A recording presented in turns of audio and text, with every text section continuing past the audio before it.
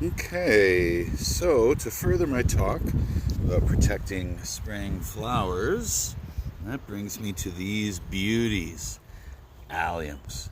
I just love them. My son and I call them the firework flower because they have a stem and then the flower will look like a firework. It's almost like a sphere with little flowers all the way around the outside of the sphere. Again, I come in, look for leaves that the flowers are growing through, kind of just move them out of the way. Now I mentioned chicken poo, and I will be putting down some chicken poo here, but the squirrels don't seem to bother too much with the alliums. But the last couple of years I've had problems with rabbits. I'm going to show you how I protect them from rabbits in just a second. Okay, now in this garden here, we can see we've got a tulip. It's going to come up. I've got some chicken poo around there. Now over here, these are a beautiful daylily. Multicolored yellows and oranges and deep red daylily. They're my favorite. But you can see here what I've done is I've got a patch of alliums, another patch of alliums, another patch of alliums in there. And there's some other spring flowers growing over there.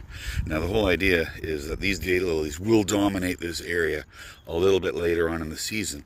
But while they're still growing and they're still small, these alliums will come up.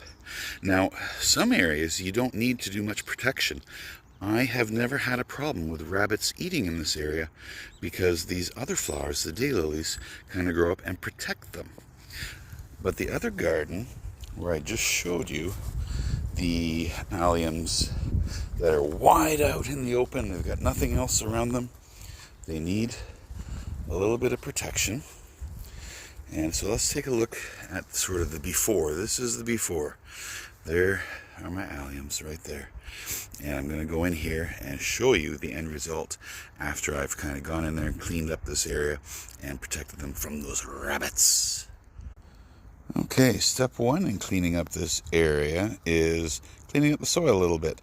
Remember my red currant bush that we pruned in a previous video? Well, the area is covered in wood chips, so I just used my fingers, raked the wood chips kind of out of the way. You know, they get moved around, and you can see I've got some mosses growing. And in this area here I had some moss as well. Again, using my fingers, just clearing the mosses away. And then I use some metal poles and a bamboo pole and some string to make my chicken wire enclosure for my alliums. And to finish this off, just a little leaf mulch, make it look pretty.